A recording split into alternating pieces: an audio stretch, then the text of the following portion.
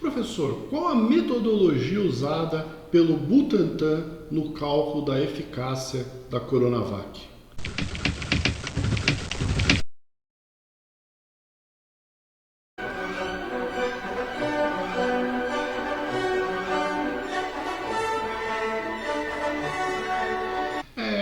Como vocês podem ter visto, basta a gente falar de algum assunto que algumas pessoas não concordam. Na verdade, basta a gente apresentar alguma análise para que a enxurrada de críticas surja do aparente nada. E eu tenho que confessar que das críticas, algumas eu nem postei, porque são de baixo calão, né? Mas das críticas, de fato, existe alguma coisa que é verdade, que é a questão de que eu não apresentei os cálculos. Então, muita gente falou, não, mesmo blá blá blá de sempre. E eu andei procurando e, para minha surpresa, tive muita dificuldade de encontrar os cálculos para mostrar para vocês. Então, como o Pitada de Engenharia não foge de um bom debate, eu parei a minha vida acadêmica por 3 dias, fiz a leitura do parecer da Anvisa sobre o relatório técnico da Coronavac, revi a apresentação da Coronavac e analisei e refiz todo o memorial de cálculo e vou mostrar ele para vocês aqui no Pitada de Engenharia. Foi um trabalho longo, tive que inclusive gastar uma energia que eu não esperava, mas eu fiquei muito feliz de poder trazer esse conteúdo para vocês, porque aqui no Pitada de Engenharia, pergunta feita é pergunta respondida. Debate aberto é debate com dados, com informações e com referências. Então vamos lá. No vídeo de hoje eu preciso começar a explicar as metodologias existentes para avaliar a eficiência de uma medicação, de um medicamento. Esse procedimento ele guarda muita relação com a atividade de engenharia. Eu diria que ele guarda mais proximidade com a atividade de matemática e engenharia do que com a própria medicina. E eu acho que é por isso que os médicos têm tanta dificuldade de esclarecer com clareza a população sobre os cálculos realizados e as metodologias usadas. E aí, esse que vos fala vai tentar dar aquela pitada de engenharia para ajudar a sociedade a entender e não criar uma opinião baseada em absolutamente nada sobre a eficácia de uma medicação. Inicialmente, a gente precisa entender que medir a eficiência e a eficácia são coisas diferentes.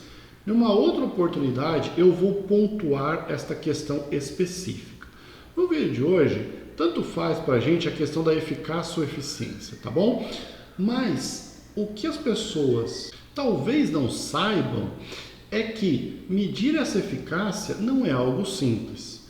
Eu vou aqui então, nesse vídeo, apresentar 3 metodologias e explicar por que elas existem e em que situações elas são aplicáveis. E no próximo vídeo eu vou então definir a metodologia que o Butantan usou, explicar por que usou esta metodologia específica e finalmente mostrar o memorial de cálculo da eficiência do Coronavac. E aí sim, eu espero que essa questão esteja definitivamente respondida ao nosso ex-ministro da Educação. Inicialmente, a metodologia mais simples e que é amplamente divulgada na mídia e que a essa altura acho que todos me assistem já entenderam é que você pega 2 grupos de pessoas, em uma delas você aplica a medicação, na outra você aplica um placebo um simulacro sem nenhuma influência no corpo humano e após um determinado período de tempo, você compara os resultados entre as pessoas que adoeceram e a partir daí você define então o grau de sucesso daquela medicação. Mas a coisa é muito mais complicada do que isso. Vamos imaginar que eu queira testar um novo óleo lubrificante. Então, o que eu faço? Eu pego e compro 10 motores novos iguais de mesma especificação. Em 5 deles, eu aplico esse novo óleo lubrificante. Nos outros 5, eu aplico o antigo óleo lubrificante com o qual eu quero comparar a eficiência. O que eu faço? Ligo todas as máquinas ao mesmo tempo. Depois de decorrer um certo tempo de experimento, eu vou lá e desligo todas as máquinas ao mesmo tempo. Feito isso, eu passo então a examinar cada uma das máquinas e anoto o grau de desgaste e outros problemas que cada máquina teve. E aí, com base na comparação direta dos resultados, eu defino então a eficiência do meu novo óleo lubrificante. Essa metodologia é a metodologia mais simples que existe. Eu então comparo o número de máquinas que tiveram problema com o óleo antigo, o número de máquinas que tiveram problema com o óleo novo e defino então a eficiência em se usar o óleo novo contra o óleo antigo. Tudo bem? Professor, por que no teste clínico se usa placebo? Porque pessoas não são máquinas. Então, o fato da pessoa receber a vacina poderia modificar o comportamento social dela ao ponto de influenciar no resultado. Para que a pessoa não tome ações que podem influenciar o resultado, a pessoa não sabe se ela tomou a vacina ou placebo. Isso é chamado de duplo cego. Numa outra oportunidade eu posso detalhar um pouco mais isso, mas não vem muito ao caso, tá? Outra coisa importante é que é feita uma randomização. Então, como eu tenho pessoas de diferentes idades, diferentes sexos, diferentes profissões, diferentes regiões do país, né? O que eu faço? Eu não distribuo de maneira sistematizada as vacinas e os placebos. Eu distribuo um lote randomizado. O que é randomizado? Aleatório de placebos e vacinas. Então, a aplicação dos placebos e vacinas são aleatórias. Entenderam isso? Então, vamos imaginar o seguinte. Bastaria, então, pegar 100 pessoas, aplicar o placebo, pegar 100 pessoas, aplicar a vacina, esperar 3 meses, anotar os resultados e fazer a conta, seguindo a metodologia mais simples que eu me referi inicialmente. Isto é o que algumas pessoas pensam que foi feito, mas testes clínicos com pessoas não são testes com máquinas. E o que acontece? Vamos imaginar que quando eu começo a aplicar, eu não consigo aplicar todas essas vacinas e placebos no mesmo dia. Eu tenho um tempo de aplicação desses placebos e vacinas. Da mesma forma, pode ser que quando eu vá colher os exames para fazer o diagnóstico se a pessoa teve ou não Covid, se desenvolveu ou não resposta imunológica à presença do vírus ou à presença da vacina, e sobre isso eu vou falar mais para frente, então pode ser que eu ligue para a pessoa e fale, vem amanhã fazer a coleta. A pessoa diz, amanhã eu não posso.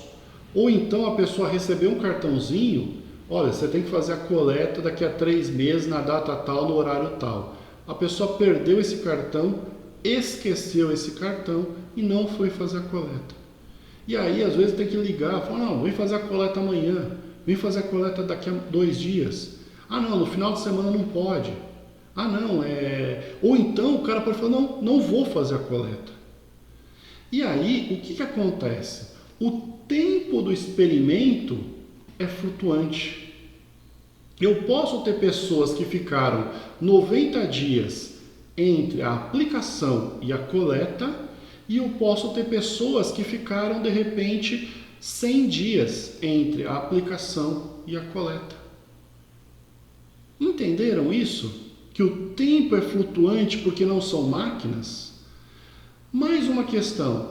Vamos supor que no meio desse experimento uma pessoa resolva tirar férias. Então ela pega e se isola numa montanha ou num navio. E aí durante 2 meses, desses 3 meses do experimento, ela fica isolada. Vocês acham justo que essa pessoa continue a participar dos dados estatísticos? Não interessa se ela tomou placebo ou tomou a vacina. O fato dela se isolar completamente faz com que ela gere uma diferença de funcionamento naquelas máquinas que eu estava ensaiando. Outro exemplo. Vamos supor que o experimento durasse 5 anos. E eu acompanhei uma pessoa durante 4 anos. No 4º ano, essa pessoa é assaltada, toma um tiro e morre. É um experimento que custou uma nota grande, está acompanhando uma pessoa durante 4 anos, tem um número de participantes pequeno. Como é que eu faço para considerar esse tempo que a pessoa participou do exame? Do ensaio, do experimento. Percebam que existem variações em relação ao tempo que a pessoa permaneceu no experimento, no ensaio, decorrente do fato de que a aplicação não é instantânea, decorrente do fato de que a coleta do resultado não é instantânea, decorrente do fato que diversas coisas podem acontecer durante o experimento. Mais um exemplo. Vamos supor que eu precise repetir esse experimento. Então, ao invés de analisar 100 pessoas durante 3 meses, eu talvez agora tenha um pouco mais de tempo para fazer esse experimento. Será que é justo eu analisar 100 pessoas durante 6 meses e comparar o resultado com 100 pessoas de 3 meses? Ou será que eu posso, já que eu vou dobrar o tempo de exposição das pessoas, reduzir pela metade o número de participantes do meu experimento? Então, para resolver todas estas questões, foi criada uma metodologia chamada pessoa-tempo, que mede a quantidade total de minutos que o experimento durou. É o equivalente da engenharia ao famoso homem-hora. Então, vamos supor que eu preciso fazer um experimento sobre, vamos dizer, irregularidades ou incidentes no processo produtivo. Eu posso fazer esse experimento com 100 homem-hora como padrão. Mas pode ser que para cumprir esses 100 homem-hora, eu faça 50 pessoas trabalhando 2 horas. Ou pode ser que eu faça uma pessoa trabalhando 100 horas. Então, o conceito de homem-hora, que é análogo ao conceito de pessoa-tempo, surge para corrigir essa diferença de exposição ao que as pessoas estão submetidas. Porque uma pessoa que ficou 100 dias no experimento não é comparável a uma pessoa que ficou 90 dias no experimento. Ou seja, a pessoa que ficou 100 dias ficou 10% mais exposta a experimento do que a pessoa que ficou 90 dias. E aqui entra uma sutileza em relação a essa questão do pessoa-tempo. Você vai falar, professor, mas isso aí é estatisticamente irrelevante. Nem sempre. Vamos imaginar que eu estou fazendo um estudo de uma nova medicação anticoncepcional. Então, eu vou lá e seleciono, então, 100 mulheres em um grupo, 100 mulheres no outro grupo. Para essas 100, eu dou o anticoncepcional que eu estou testando. Para essas 100 pessoas, eu dou o placebo. O experimento vai durar 3 anos. Vocês conseguem imaginar que, obviamente, um número de mulheres ficará grávida. Durante a gravidez, a mulher vai ficar 9 meses sem a possibilidade biológica de engravidar. Então, essa mulher que ficou 9 meses do experimento de 3 anos sem a possibilidade biológica de engravidar, na verdade, participou do experimento apenas por 2 anos e 3 meses. Não interessa se ela tomou placebo ou anticoncepcional. A participação dela não foi da mesma duração da participação dos outros participantes. Então, para corrigir tudo isso, surge a segunda metodologia, que é a metodologia que utiliza então o conceito pessoa-tempo. E ao invés de considerar cada indivíduo como um caso, você considera cada indivíduo por dia de experimento. Então você pega todos os indivíduos, vê quanto tempo cada um ficou efetivamente no experimento e aí faz a soma desse tempo de experimento pessoa-tempo. Professor, quando a pessoa pega o Covid, ela deixa de participar do pessoa-tempo? Sim, porque se ela pegou Covid, ela não está mais em risco. Então, ela não mais participa do experimento. O tempo que ela participou do experimento foi o tempo anterior a ter sido contaminada com Covid. Ah, mas o Covid durou 15 dias. Não, mas aí o corpo, o sistema imunológico da pessoa mudou e ela não está mais participando em igualdade de condição com as outras pessoas. Então, esta segunda metodologia leva em consideração pessoa-tempo. A primeira metodologia leva em consideração apenas pessoa. E aí tem a terceira metodologia.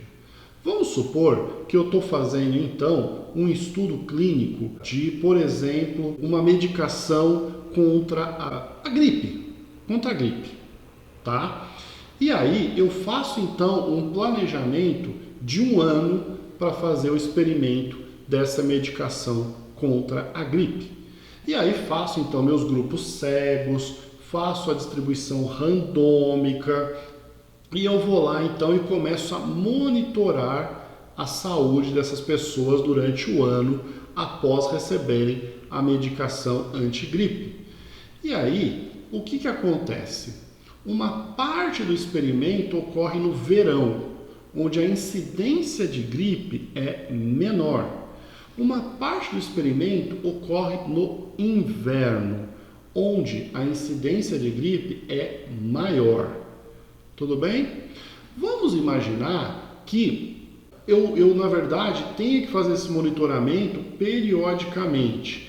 E por uma questão estatística, eu peguei e monitorei as pessoas que, durante o verão, eu fiz um monitoramento de mais pessoas que não tomaram a medicação, que tomaram o placebo.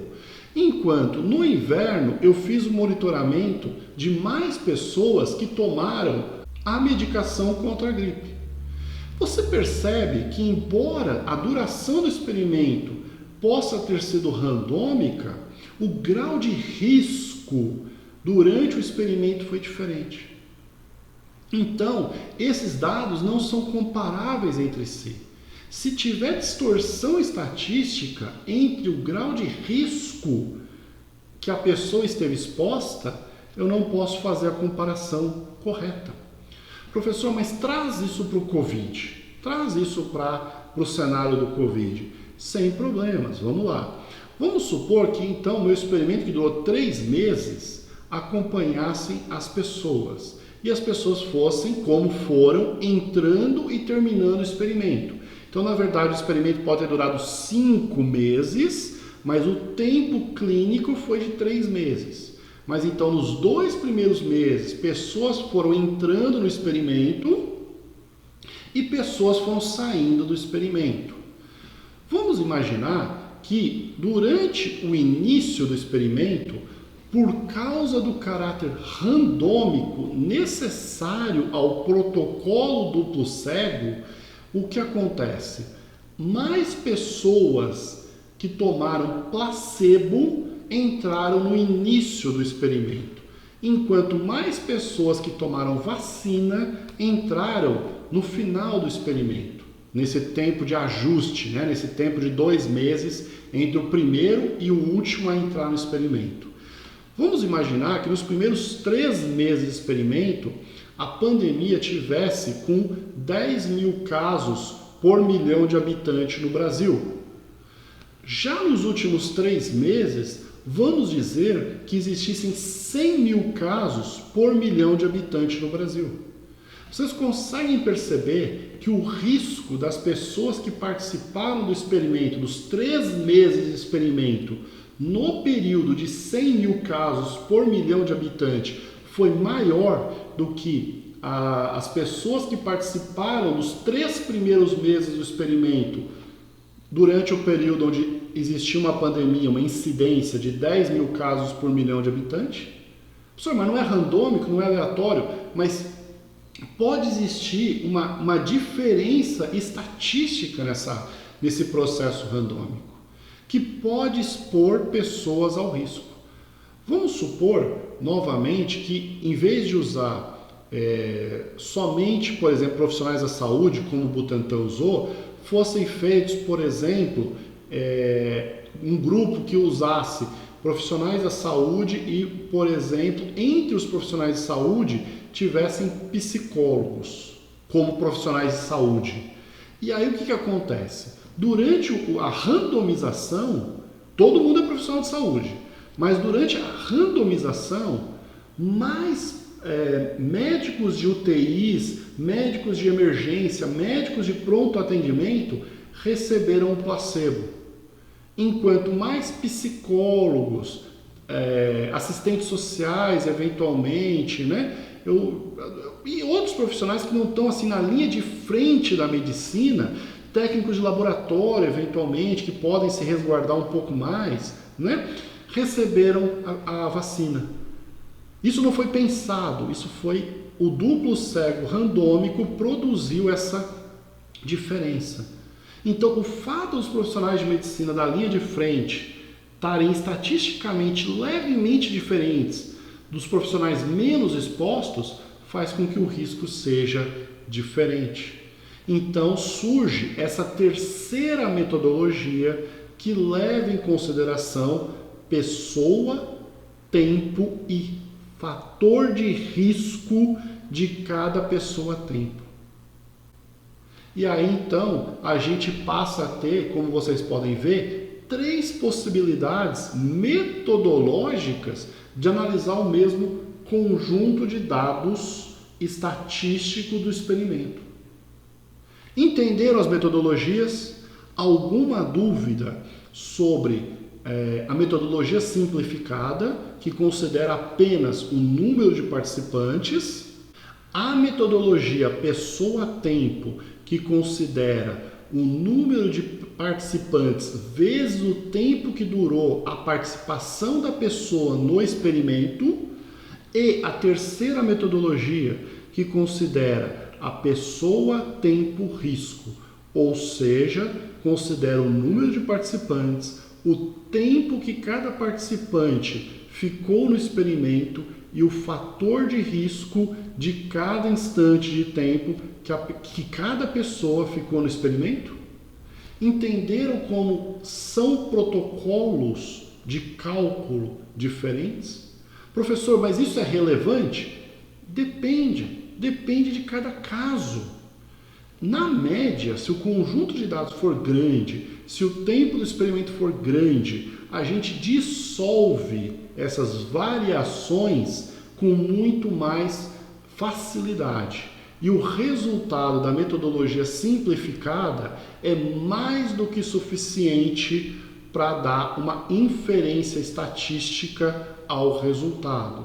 Mas a gente tem que lembrar que o ensaio da Coronavac foi feito sob condições de desespero, condições de extrema necessidade. Então o tempo de experimento foi reduzido, a escolha dos participantes foi rápida, o tempo que cada participante ficou no experimento foi aleatório, porque eram profissionais de saúde que estavam na linha de frente, estavam atendendo, operando, fazendo cirurgia, tudo mais. Então, todas as condições que fazem com que talvez essas pequenas variações possam ser relevantes. Se você ficou com alguma dúvida, deixa a sua mensagem aqui, ou se você continua não acreditando nas minhas análises, pode continuar me xingando, pode continuar mandando a sua crítica, a sua opinião, e eu vou continuar, na medida do possível, subsidiando as minhas análises. E aí, se eu puder mudar a opinião de uma pessoa, já terá valido a pena.